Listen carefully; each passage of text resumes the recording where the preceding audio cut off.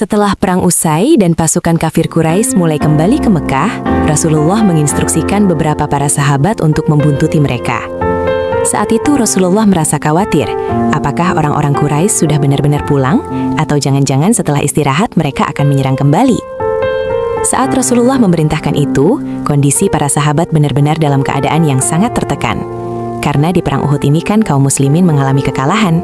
Jadi sebenarnya nggak mudah bagi mereka waktu itu untuk menerima instruksi tersebut. Tapi kalian tahu apa yang dilakukan Zubair dan Abu Bakar?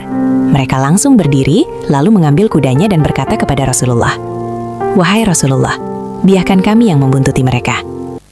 Maka berangkatlah 70 orang pasukan yang dipimpin oleh Zubair dan Abu Bakar, lalu disusul oleh 500 lebih pasukan inti yang ada bersama Rasulullah untuk memastikan apakah orang-orang Quraisy sudah benar-benar kembali ke Mekah atau hanya rekayasa saja. Begitu orang-orang Quraisy tahu kalau pasukan muslimin sedang membuntuti mereka, mereka pun langsung mempercepat langkahnya.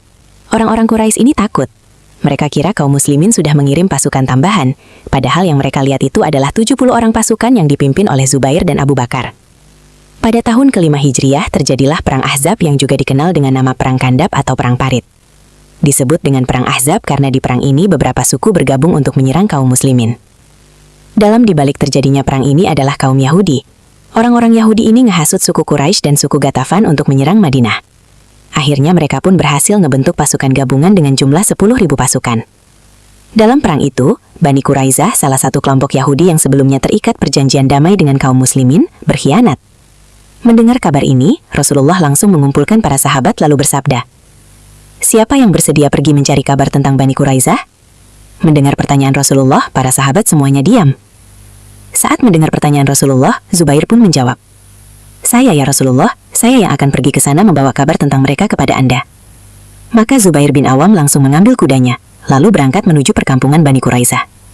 Begitu sampai di depan benteng perkampungan Bani Quraizah, Zubair langsung mengikat kudanya, lalu ia panjat tembok benteng itu, dan akhirnya beliau berhasil menyusup ke dalamnya. Zubair pun mulai mengumpulkan informasi yang diminta oleh Rasulullah. Ketika informasi itu dirasa sudah cukup, dengan penuh hati-hati, Zubair langsung meninggalkan kampung tersebut dan pergi menghadap Rasulullah untuk menyampaikan informasi yang dia dapatkan. Hal itu diulangi sampai 3 kali, menyusup sebagai intelijen mencari informasi sebanyak-banyaknya. Melihat kesetiaan dan keberanian Zubair bin Awam, Rasulullah pun bersabda, "Sesungguhnya setiap nabi memiliki seorang hawari, dan hawariku adalah Zubair bin Awam." Istilah hawari ini kalau dalam bahasa sekarang bisa dibilang kayak bodyguard lah. Dan Rasulullah menjuluki Zubair bin Awam sebagai bodyguard atau pelindung setianya.